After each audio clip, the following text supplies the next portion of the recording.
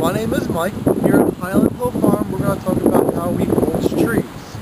And the first place we start at is out here in the woods to give it a good idea of how trees grow naturally with its own type of mulch. On the ground you can see there's a bunch of leaf litter, old leaves that fell off the tree. We're actually in December right now, and you can see that there's lots of leaves on the ground, and the leaves are the tree's mulch.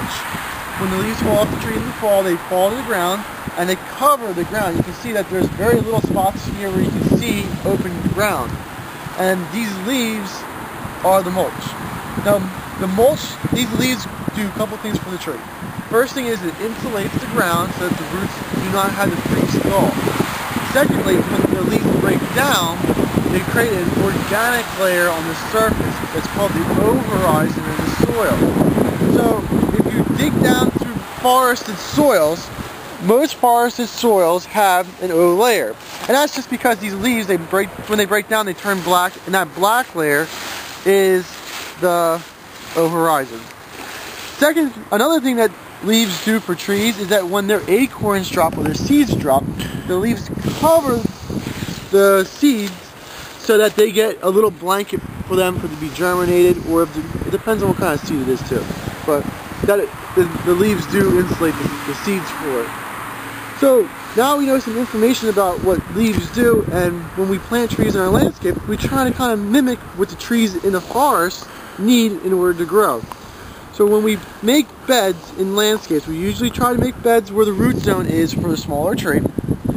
Then when we put mulch around it, we try to simulate what leaves are like in the landscape. So when we put mulch down, the first year you can put mulch down fairly heavy. Now, not too heavy, you're going to curl the tree, making big mountains of mulch everywhere, but you want to mimic that over-horizon in the soil profile. So you put some mulch down so it decomposes and makes a nice, really nice place for the soil microbes to be, and for the different things that the mulch would do. Every year after you put the first layer of mulch down, you just want to add just enough mulch to just make a new covering to it. You don't need to be adding inches and inches of mulch, because that's actually really bad. The first year you should probably put about an inch down at most, but make sure you don't put it too high up on the tree's root flare, because you don't want to girdle the tree. And yeah, that's right. You can see right through here that the roots are coming out, and that's the way you want to try to mimic it in landscape. Remember, the man upstairs never invented the mulch truck.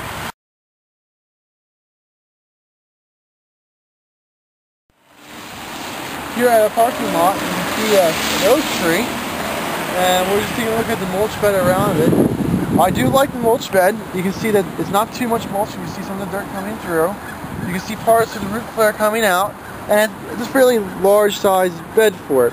Maybe a little bit bigger of a bed needed for this size of a tree, but to be honest, in a parking lot in a situation like this, I would say this is very, very good. I don't see anything really wrong with it. How much mulch did you think they actually have there? About an inch? Well, what happens with the mulch, they probably put it in the springtime, and over the summer it decomposes, so I don't know exactly how much they have there, but maybe an inch or so. You can see it is even though we had a lot of rain last night. So it's about an inch, right? Yep. I would say, yeah. It's just about right. Okay, well, thank you very much, Mike. This is about free mulch, and what kind of mulch you can expect. Sometimes you get some really nice mulch, like this right here. It's chopped up very nice. We like it. It'll break down real fast for us. And if you look over here, sometimes you get some real stinkers where they don't even do all the work. So when you get free mulch, just beware, because sometimes it's not always as nice as you think it's going to be. Things that we like to do, we like to spread it out on fields before we plant it, and yeah, just be wary of where you get the mulch from. What kind of pathogens could be in your free mulch? Oh, okay, well, that's actually a good question, because there's a lot of bad pathogens that come in mulch. The most notorious one is a disease that attacks maples. So when you have mulch for maples, just be careful of where it comes from, and make sure that the wood chips themselves are not maples, because that's a real serious problem that they have. You can have a healthy maple in your landscape, and you put mulch around it, you could actually be infecting that tree and dooming it to die, and dooming any other maple in the soil whose roots can grow into that soil where the mulch is at to die for the next 7 years. So if you have maples, be wary about where the mulch. If you're going to screen out a large property with an evergreen shrub or tree, one selection you would want to consider is the green giant arborvitae. This fast-growing arborvitae is really a western red cedar. Its normal habitat is on the western coast of North America in Washington and Oregon. It was a cross between a Japanese arborvitae and the western red cedar that created the clone called the green giant. This particular variety is very easy to grow, has a small fibrous root system, and can actually put on growth of 3 feet a year in many locations if properly cared for. It forms a very nice tight screen. It's usually planted between 5 and 8 feet apart, and when it's planted, it's easy to grow. At Highland Hill Farm, we deliver and plant these onto properties in the East Coast. When we deliver and plant multiple trees, we always install a drip water system. That helps these trees get established. When you are considering a screening or buffering project, give us a call or send us a picture of your site for free review. We're located in Fountainville, PA, Milan, PA, and Lenore, North Carolina. So we ship all over the East Coast, and we do deliver and install. We have green giants, small seedlings to large trees. We ship them on pickup trucks, on flatbed trailers, and also on tractor trailers.